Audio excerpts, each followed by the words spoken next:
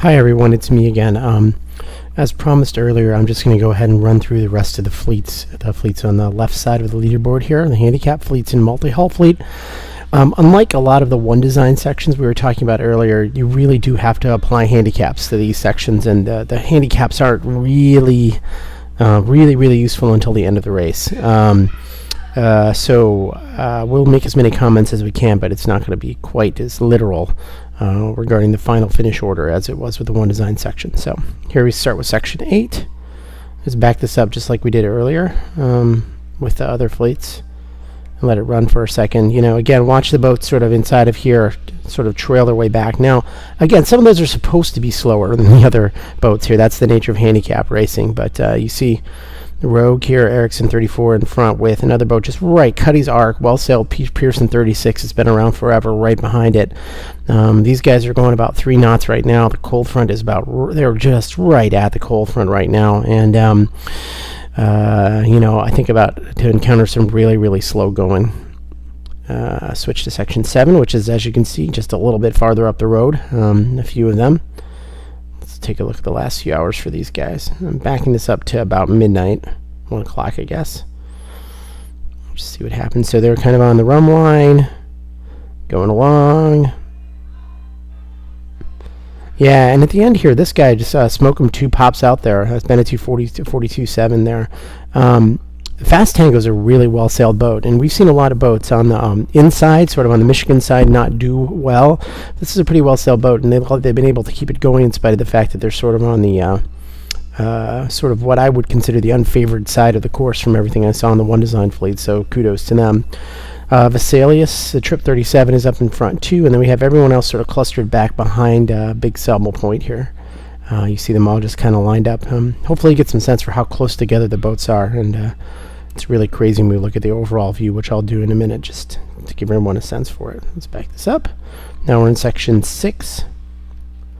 And let this run. We had a bunch of guys right in the rum line. Again, you see them get kind of stuck, and the guys who are outside just kind of keep moving. And, you know, even here, Lady K doing great. And we have Zippy R, so right up at the front of the fleet. And they're sort of nose out in front of everyone. The rest of the next set is back here in south of Manistee. And Shock 35. These are really nice boats. Challenge, the Taborix on that one, Nirvana, 10R, and Chief, another 10R right on top of each other. And then we're strung all the way back out through Hokua, all the way back south of Ludington. Section 5. Back that up a little ways, and let's see what happens here. So we had Vanda 3 out in front there. And they stay out in front. You see some guys having trouble and going around Big Sabble Point right there. Looks like they had to maybe jibe to clear it. Now we got some guys sort of going sideways here, which is not a surprise in the light winds. Now, this is one of those situations where the tracking believes that trying to take into account the handicap, Geronimo is correcting over the 2 boats in front of it. But at this point, really, you can't take that literally in these sections. 2 boats in front, though, are Sea Raider and, as I said, Vanda 3. So these guys are spread out almost as much as section 6 was. Section 4. We got someone way off on the left on this one. That's interesting. So back this one way up. Let's see. This is Temptation, about a 240.7, huh? So I'd expect these guys to end up in the front based on everything we've been seeing. And pretty much they do. Right, so the one pink guy did a really nice job there. Ticklish, Super Ray 33 did a nice job. Eagle, Sydney 38, they've won the whole thing before. Really well sailed boat. Looks like they made a nice decision there in terms of where to go. The O'Neills on that. We've got Epic, we've got Badge, all grouped together, and zooming out just a little bit. Once again, this section it's a little farther up than the last 2. These are faster boats, but you know, just sort of between Big Sabble and Point Betsy up here. Okay. Section 3. Now we're getting into some big fast boats.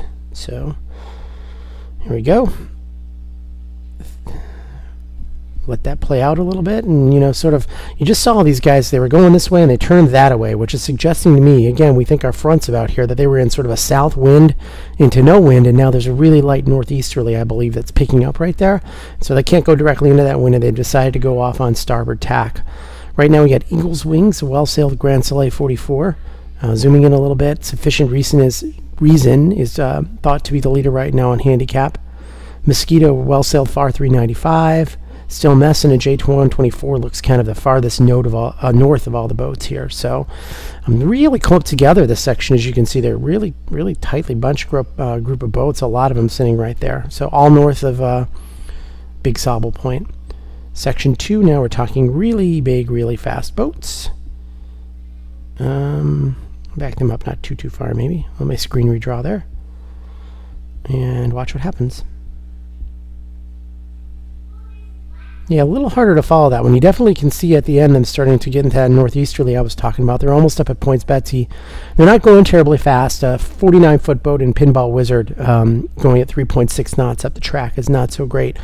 He's off a little to the left of this other group of boats here. And the group of boats has Peerless in it, which is I believe, a really modified Melgis 30, I think. 2.9 knots on that one. Sim Duda, Santa Cruz 52, Lindsay Duda on that boat. Main Street, big red boat has sailed against a whole bunch actually, but these guys doing 2 knots right now tells you there's not a lot going on in terms of wind speed. So now let's go to section 1. And these guys, boy, you just see right away, this has got sort of the Great Lakes 70s in it and boats like that. And you can see just every other section we looked at, they're lined up sort of along a northeast to southwest track. And these guys are sort of all in sort of the same, I could draw a line across their bows and it would be really, really close. So let's see how they got here. Look at that. So look how spread out they are as of this is 3 a.m. this morning. And watch them get going here. So they hit a little bit hole. They could pile up there and twice. And now as they're coming out of the hole, they all like collapsed into one group when they hit those holes, I think. And the fast guys slowed down. And now they're sort of moving along in the same breeze, and there's really quite a group of boats here all just looking at each other. Stripes, I believe that's Bill Martin. We got Details on the Lance Smotherman there. Evolution, Reichelsdorfer's on that one. And Denali, boy, they're just all here. Chance, Wind Dancer, the Netto family on that one. So that section's, boy, real neck and neck right now, and a fun one to follow. So our last section is the multi-hulls, and then I'll wrap this up. Back this up a little bit. So multi-hulls, here we go. Let's just back them up a little bit more maybe. Boy, doesn't want to stay in the same screen. So, zoom out a little bit here. Oh, so we've got one guy way back here in the Tramp, and that's the reason that the screen's not working so well. So let's just play this one more time.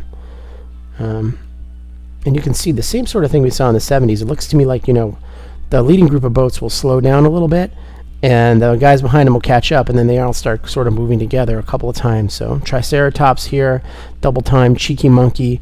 These guys, Strings, they're all really close to one another. So, there's a lot of racing left here, and the light winds have caused the guys from the back to sort of catch up to everyone in the front, and we really have quite a race going on here. So let me just... I'm going to run the whole race for everybody just so you can get this idea that, we were all kind of catching up, and then we all slowed down. So I'm backing it way up, and I'll zoom out a little bit. And check this out. There's our cruising fleet going off. Speed it up just a little bit here.